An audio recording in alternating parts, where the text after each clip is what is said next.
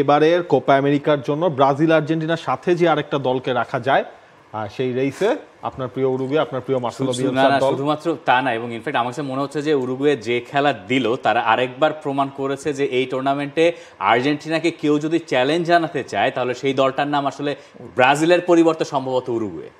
না, উরুগুয়ে তো লাস্ট আর্জেন্টিনাকে হারিয়ে দিয়েছে, কোয়ালিফায়ারে হারিয়েছে। সুতরাং উরুগুয়ে তো আসলে কোপা আমেরিকা সব থেকে সাকসেসফুল রাইট আর্জেন্টিনার সাথে।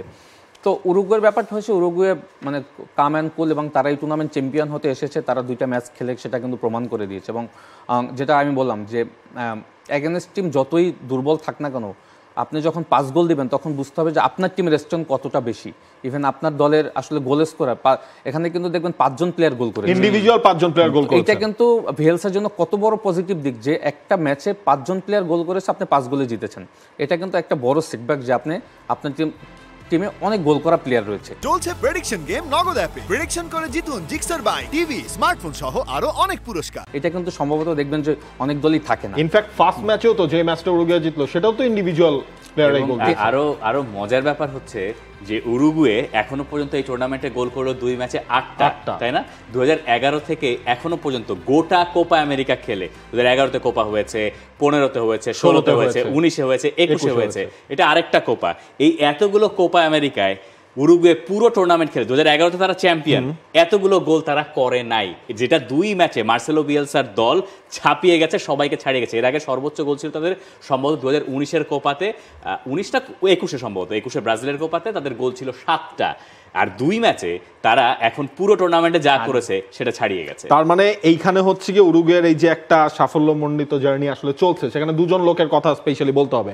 একটা মার্সেলো বিয়েলসা, 12টা ম্যাচ তার আন্ডারে খেলা, 9টা ম্যাচই উরুগুয়ে জিতেছে। এবং আপনি যে গোলের কথা বলছেন, এই 12 ম্যাচে 32 গোল উরুগুয়ে দিয়েছে, ম্যাক্সিমাম ম্যাচে তাদের ক্লিন শিট ছিল। এবং আরেকজনের কথা না বললেই না, সেটা হচ্ছে দারউইন নুনিয়েজ। এই দারউইন নুনিয়েজ 7 ম্যাচে গোল করা বিয়েলসার আন্ডারে, টানা 7 ম্যাচে গোল করেছেন। যদিও তিনি গোল করার আগে ফাকুন্দো পেলেস্ট্রি, 22 বছর বয়সী ফুটবলার, ম্যানচেস্টার ইউনাইটেডের ফরওয়ার্ড, তিনি এগিয়ে নিয়েছিলেন উরুগুয়েকে, ফার পোস্টে তিনি ফিনিশটা করেন এবং তখনই উরুগুয়ে এগিয়ে যায় ম্যাচে। সেকেন্ড গোলটার জন্য খুব বেশি অপেক্ষা করতে হয় নাই উরুগুয়েকে, একটানা আক্রমণে গেছে ওই দলটা এবং শুরুতেই বলিভিয়াকে দুমড়ে মুচড়ে দিয়েছে মার্সেলো বিয়েলসার উরুগুয়ে। সেকেন্ড গোলটা 20 মিনিটের সময় যখন ওই জায়গায় গোলটা করেছেন দারউইন নুনিয়েজ, বা পায়ের ফিনিশিং। নুনিয়েজের কাছ থেকে এইরকম সিচুয়েশন আমরা গোলই এক্সপেক্ট করি নাকি এমনি ভাই? আচ্ছা এমনি ভাই, আমার এর আগে একটা কথা আছে, দেখেন সে পেলেস্ট্রির নাম বলেছে, হ্যাঁ নামের আগে সে হচ্ছে ক্লাবটার নাম মেনশন করেছে। নুনিয়েজের খেলা কেন হচ্ছে ক্লাব মেনশন করবে? কারণ সে একজন Manchester United supporter. Liverpool forward, this is not fair. Liverpool striker Darwin Nunez, বলে দিলাম স্ট্রাইকার এই গোলটা একদম স্বপ্নের ফিনিশিং। ডেফিনেটলি নুনিয়েজ কিন্তু গোল করার আগেও কিন্তু বেশ কিছু সুযোগ পেয়েছিল। আমি সবসময় একটা কথা বলি যে আপনি গোল করবেন, গোলের সুযোগ তৈরি করা কিন্তু একজন স্ট্রাইকারের জন্য সবথেকে বেশি বড় কাজ। যে আপনি দেখবেন যে অনেক স্ট্রাইকার 90 মিনিটস খেলে, রানিং করে, মুভমেন্ট করে, বল হোল্ড করে, বাট চান্স তৈরি করতে পারে না। নুনিয়েজ যেটা করে, এর আগে কিন্তু বেশ ওপেন 2টা চান্স সে তৈরি করেছে, গোল করতে পারেনি। বাট যেটা হয় যে একটা ম্যাচে আপনি 4টা গোল সুযোগ তৈরি করবেন, 2টা গোল করবেন বা 1টা গোল করবেন, দ্যাটস দ্য স্ট্রাইকার আপনি। তো নুনেজের ব্যাপারটা হয়েছে, নুনেজ ন্যাশনাল টিমে আমার কাছে যেটা মনে হয়েছে যে আমরা সবসময় বলছি বিয়েলসার আন্ডারে নুনেজ আসলে রোটেশন, তারপরে তার মুভমেন্ট সব কিছু আমার কাছে মনে হয় যে এক্সিলেন্ট। এবং সে আসলে মিডফিল্ডারদের সাথে যদি আপনার তার কানেকশন দেখেন, আমি বলবো যে ইট ইজ দুর্দান্ত। এটা যদি একজন স্ট্রাইকার যদি পুরো হোল টুর্নামেন্ট করতে পারে, আমার জন্য নুনেজের জন্য তো আমি বলবো যে এই tournament, end of the tournament সে হয়তো হাইয়েস্ট গোল স্কোরার। এবং যদি উরুগুয়ে ফাইনালি চলে যায় তখন নুনেজ হয়তো এই টুর্নামেন্টে বেস্ট প্লেয়ার বা অনেক কিছু তার সামনে মানে ওপেন রয়েছে। এবং আরেকটা কথা বলতে চাই যে দেখেন উরুগুয়ের আসলে যদি শুরুটা দেখেন, আমার কাছে মনে হয় যে তারা কোনো তাড়াহুড়া করেনি। তাদের মিডফিল্ড রোটেশন এত সুন্দর, স্পেশালি যদি আপনি উগার্তে এবং ফিদে ভালভার্দের কথা বলেন, তারা কিন্তু টু সেন্ট্রাল মিডফিল্ডার, তারা কখনোই কিন্তু একই জায়গাতে থাকে নাই, প্রচুর রোটেশন করেছে। নুনেজের সাথে তার আই কন্ট্রাক্ট ছিল ভালো, তারা মানে অনারেবল আপনার প্লেস চেঞ্জ করেছে, যার কারণে কি হয় যে আপনি দেখবেন যে অনেক ডিফেন্স ছিল ওখানে, কিন্তু 4টা মিডফিল্ড 5টা ডিফেন্স, অনেক ব্লক ছিল, তার ভিতরেও কিন্তু স্পেস তৈরি হয়ে যাচ্ছিল, বিকজ মিডফিল্ডারের rotation at the same time নুনেজের মুভমেন্টগুলি, আমি বলছি দুর্দান্ত কম্বিনেশন। এবং নুনিয়েজ যে ধরনের হচ্ছে গোলটা পেয়েছে, মানে একজন স্ট্রাইকারের বা ফরওয়ার্ডের, দেখেন তিনি রাইট ফুটে শট নিয়েছে 5টা, লেফট ফুটে নিয়েছে, হেডার ছিল 3টা, হেডে বার পোস্টে লেগেছে একটা, এক্স্যাক্টলি টপ পোস্টে। ক্যারিয়ারের মনে সেরা পিক টাইমে আছেন ডারউইন নুনিয়েজ। ইভেন প্রথম 2 মিনিট একটা গোল হয়ে যেতে পারতো, যেটা সে হেড করেছে একদম পাশ থেকে চলে গিয়েছে। অথচ এই ডারউইন নুনিয়েজ লিভারপুলে একটা মৌসুম কাটিয়েছেন, সেখানে অধারাবাহিক যদি বলি তাহলে খুব বেশি ভুল বলা হবে না, যদিও তার সামর্থ্য নিয়ে কেউ কখনো প্রশ্ন তোলেন নাই। যেই দেশে লুইস সুয়ারেজ, এডিনসন কাভানির মতো স্ট্রাইকাররা জন্মেছেন, কিছুদিন আগে খেলেছেন সুয়ারেজ, তো এই ম্যাচে নেমেছেন, পরে আমরা সেটা নিয়ে নিশ্চয়ই কথা বলবো, সেই জায়গায় ডারউইন নুনিয়েজ সবসময় আইডলাইজ করেছেন হচ্ছে লুইস সুয়ারেজকে, এবং তার ভেতরে ওই ব্যাপারগুলো আছেও, যেটা তার খেলার স্টাইল দেখে মনে হয়, যদিও কাভানির সঙ্গে তার মিলটা মনে হয় একটু বেশি, মানে সেটা সব দিক থেকে একটু মিলিয়ে দেখেন। তো সেই হিসাবে নুনিয়েজ হচ্ছে এই টুর্নামেন্টে তার দলের, মানে থাকে না যে একটা মেইন ম্যান যিনি গোল করবেন এবং সবকিছু চেঞ্জ করে দেবেন। এই ছাড়াও যদি আপনি পেছনের অবস্থাগুলো দেখেন, ডারউইন নুনিয়েজের এই গোলটা ছাড়াও এই দল যখন উরুগুয়ে যখন আক্রমণে উঠছে, আমি দেখছিলাম উরুগুয়ের আক্রমণে যাওয়াটা কতখানি স্মুথ হচ্ছে, এইরকম স্মুথ যে তাদের ফুল ব্যাকরা একদম মানে অ্যাটাকিং থার্ডের কাছাকাছি। নাহিতান নান্দেজের কথা বলেন, মিডফিল্ডে আমার মনে হচ্ছে ফেদেরিকো ভালভার্দে ওই জায়গায় দুর্দান্ত করেছেন, এবং ফেদেরিকো ভালভার্দের কথাও বোধহয় আলাদা করে বলা দরকার এই ম্যাচে।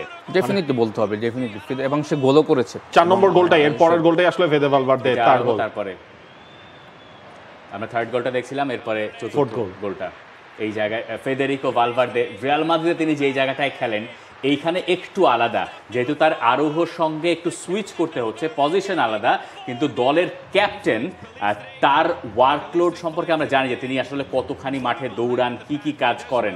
এই জায়গায় তার কাজটা আরও বেশি ক্রিয়েটিভ, এবং সেই জায়গায় তিনি সেটা ডেলিভারও করতে পারছেন। এটা অবশ্য রাইট দিক থেকেই তিনি নিজেই ঢুকছিলেন, তিনি এরপর একটা 1-2-1 করে ফাইনাল ফিনিশিংটা করেন। আমি এখানে একটু অ্যাড করি, ওয়ার্ল্ড ফুটবলে এই সময়ের দুজন মিডফিল্ডারকে আমার কাছে মনে হয় যে সব থেকে আমার মানে ক্রিয়েটিভ মনে হয়, কেভিন ডি ব্রুইন এবং ফিদে ভালভার্দে। আপনি দেখবেন তারা বক্সের আশেপাশের জায়গাগুলিতে রানিং বল ওয়ান টাচ ক্রস করতে পারে, থ্রু বল স্ট্রাইকারে খেলতে পারে, নিজে গোল করতে পারে, অ্যাট দ্য সেম টাইম দেখবেন ডিফেন্ডিং ট্রানজিশন পিরিয়ডে আবার মিডফিল্ডের সাথে গিয়ে কিন্তু ব্লকটা তৈরি করতে পারে। একজন মিডফিল্ডারের আসলে এতগুলো গুণ থাকলে আসলে সে সব কিছুই মাঠে করার চেষ্টা করেন। FIDE Valverde is very energetic, হ্যাঁ, আপনি দেখবেন যে ইজ ভেরি এনার্জেটিক।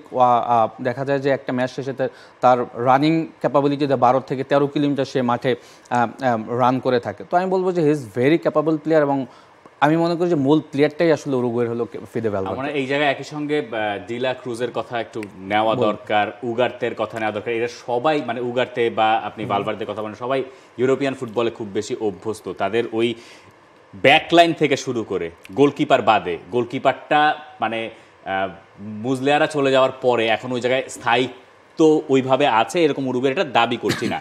এরপর থেকে ব্যাকলাইন থেকে শুরু করে আপনি একদম ফরওয়ার্ড পর্যন্ত যদি আসেন, ওই জায়গায় প্রত্যেকটা প্লেয়ারের পক্ষে এইবারের কোপা আমেরিকা জেতা যে সম্ভব সেই রকম একটা মেন্টালিটি আমি দেখতে পাই। স্পেশালি যখন 83 মিনিটে লুইস সুয়ারেজ মাঠে নামলেন, তখনই পঞ্চম গোলটা হয়েছে, মানে 4 গোল হয়ে গেছে এবং পঞ্চম গোলটার সময় হচ্ছে লুইস সুয়ারেজের ওই ব্যাপারটা। তখন তিনি দাঁড়িয়ে তালি দিচ্ছিলেন মানে ইয়া থেকে, লাইনের পাশ থেকে। এইটাও দলের স্ট্রেংথের কথাই বলছেন। মার্সেলো বিয়েলসা এটা করছেন যে জয় নিশ্চিত, এখন সুয়ারেজকে নিয়ে আসি। এবং এর ফলে যেটা হয়েছে, উরুগুয়ে নিয়ে আমরা যে এতক্ষণে এত কথা বললাম, কারণ উরুগুয়ের সাথে যদি সব ঠিক থাকে তাহলে সেমিফাইনালে ব্রাজিলের দেখা হওয়ার একটা সম্ভাবনা আছে, যদি ব্রাজিল তারা গ্রুপ স্টেজটা ঠিকঠাক ভাবে পার হতে পারে। For more updates, subscribe to our YouTube channel and click on the bell icon. Follow us on Facebook and Instagram. Download T-Sports app to enjoy exciting games and highlights. Visit tsports.com.